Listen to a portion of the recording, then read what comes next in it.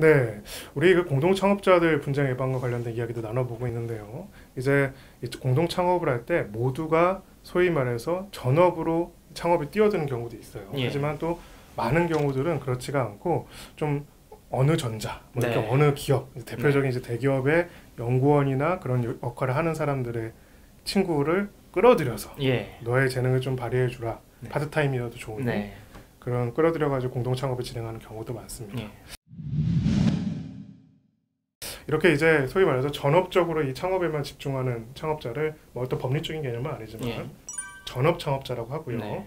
그리고 그렇지 않은 친구를 이제 비전업 창업자라고 얘기를 하죠. 네. 혹시 주변에서 그런 사례 본 적 있나요? 말하기 조심스럽습니다. 아, 본 적은 예, 있습니다. 땡땡 네, 그렇습니다. 땡땡 창업팀 예. 뭐 우리 뭐 그렇게 하면 다알 예. 테니까요. 예. 네, 그런 경우들 이제 좋은 부분이 있고 나쁜 부분이 있어요. 좋은 부분은 뭐가 있을까요? 비전업 창업자를 공동 창업자로 끌어들였을 때.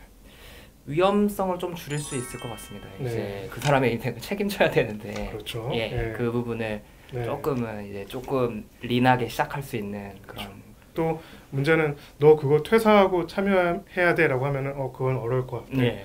퇴사 안 하고 주말에만 잠깐 도와주면 돼. 그러면 오케이 할게 이럴 수 있죠. 좋은 인재를 조금 더 그렇죠. 쉽게 수월하게 할 영입할 수가 수 있죠. 있는, 예. 네. 자, 이런 면에서 이제 사실은 특히 테크 관련된 기업 같은 경우에는 이렇게 다른 기업에서 연구원이나 그런 개발 업무를 하고 있는 친구를 비전업으로 이제 공동 창업에 네. 끌어들여서 같이 하는 경우들이 많이 있습니다.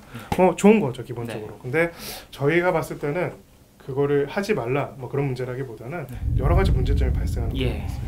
자, 전업 창업자들 사실 우리가 공동 창업이라는 개념에 대해서 물어볼 때 대답을 많이 해주는데 네. 사실 제일 어렵고 답하기 어렵지만은 또 분명한 답이 있는 질문 중에 하나가 있겠습니다. 자, 예. 그냥 주주랑 공동 창업자 주주랑은 뭐가 다른가요? 책임이 다른 것 같습니다. 그렇죠. 책임이 다르죠. 네. 또 가장 중요하게 다른 점은 공동 창업자는 기본적으로 법률적인 개념은 아니지만 네. 저는 키워드가 인내라고 생각합니다. 아, 인내 뭐를 인내하냐?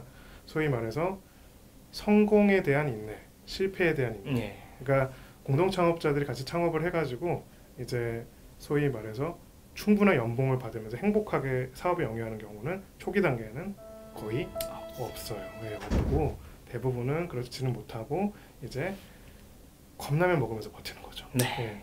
그러니까 이 회사의 중장 계정의 성장을 위해 가지고 현실의 어려움을 같이 견디는 사이. 네. 저는 이게 사실 공동 창업자라고 생각해요. 네, 맞습니다. 배고플 때. 그렇죠. 배고플 때. 근데 문제는 바로 여기서 발생을 해요. 예. 자, 전업 공동 창업자들 심플하게 말하면 식생활, 컵라면 먹는 사이입니다. 네. 같이. 인생을 건 사람. 인생을 건 사람들. 컵라면 먹으면서 급여 100만 원으로 책정해 놓고 예, 갑자기 뭐 회사 가치가 한 100억 정도 커지면 네. 150만 원으로 찔끔 올리고 이래요. 진짜로. 고생 뭐 아실 거예요. 근데 예. 비전업 창업자들 어떻습니까? 인스타그램, 페이스북 들어가 보면 뭐 오늘도 뭐 프랑크푸르트는 비가 내린다. 뭐 이러고 뭐 하와이 같은 데서 뭐 하고 뭐 열정의 또 다른 이름 뭐 이런 거 막 올리잖아요. 그렇죠. 예, 뭐 회사에서 뭐 나온 거 얘기하고. 네. 도망갈 길이 있다. 그렇죠. 돌아갈 곳이 있는 사람과 네. 없는 사람은 큰 차이가 있습니다. 맞습니다. 문제는 이러다가 이 회사가 창업팀이 망하는 경우 네. 아무 문제가 발생하지 않아요. 아주 좋습니다. 이거 네. 서로 뭐랄까 힘이 돼요. 네. 좋은 추억이에요. 우리 그때 꿈을 꿨지, 멋졌어. 뭐 이렇게 이런 하고 경험을 샀다. 그렇게 하고 술 한잔 먹고 이렇게 끝나요. 네. 문제는 뭘까요? 잘 될 경우죠. 네. 네, 잘 돼요. 밸류가 달라지는 거예요. 인스타그램 한 사람과 그렇죠, 컵라면 먹은 사람과. 그렇죠.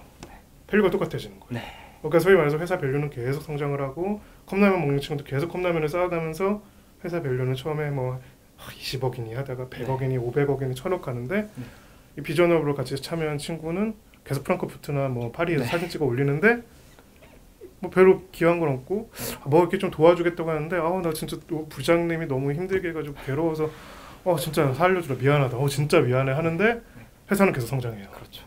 자, 이럴 때 전업 공동 창업자로서 어떤 마음이 들까요? 무임승차에 대해서 네. 처단하고 싶은 마음이 들 것 같습니다. 네, 이게 그 20대 초반부터 이루어져온 그 예. 조모임들이 계속 이제 이루어지는 거죠. 네. 자, 근데 이제 문제는 이것이 이러한 불균형이 수억 원, 수십억 원으로 달하게 되면 더 이상 견디기 어려워진다. 그렇습니다. 자, 이럴 경우 어떻게 할 수 있을까요? 사실 실제로 이런 걸로 물어보는 창업팀들도 있어요. 예. 근데 어떻게 할 수 있을까요? 혹시 같이 주주관 계약서를 체결하셨나요? 네. 이런 경우 그럼 비전업 창업자인 친구는 언제 어떻게 어느 정도 역할을 하기로 했나요? 네.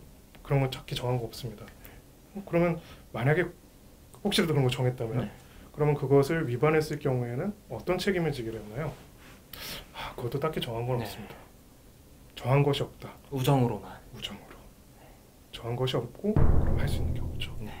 왜 그러냐면은 이 주식 지분이라는 건 기본적으로 각각의 개인 주주들의 소유하는 재산이라고 할 수가 있습니다. 근데 그 재산에 대해서 뺏어오고 싶습니다라고 한다면 뺏을 수 있는 법률적인 근거가 있어야죠.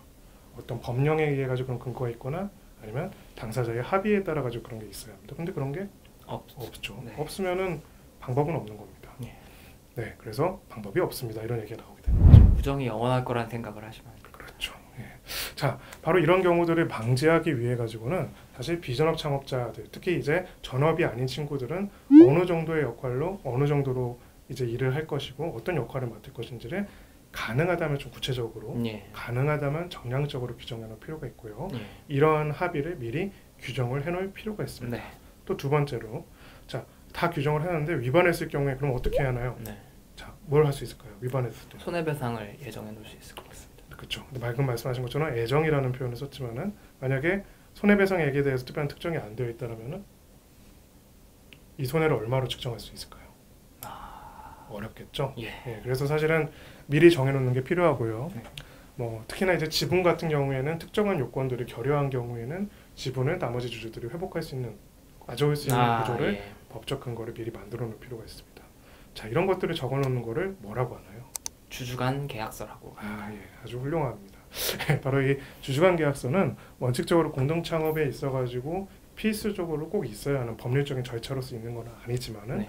이런 당사자들끼리 분쟁을 겪을 수 있는 것들을 미리 방비할 수 있는 요소로서 체결되는 것이 권장되는 요소 중에 하나입니다. 그 내용 중에서는 말씀드린 것처럼 비전업 창업자와 전업 창업자 간의 이런 분쟁을 방비하기 위해서도 필요한 부분도 있고요. 그래서 이제 이어서는 우리가 주주간 계약서와 관련해 가지고 주로 어떤 내용이고 주요 내용들이 어떤 것들이 필요한 것인지 왜 체결해야 하는지 이 부분을 조금 더 말씀드리도록 하겠습니다.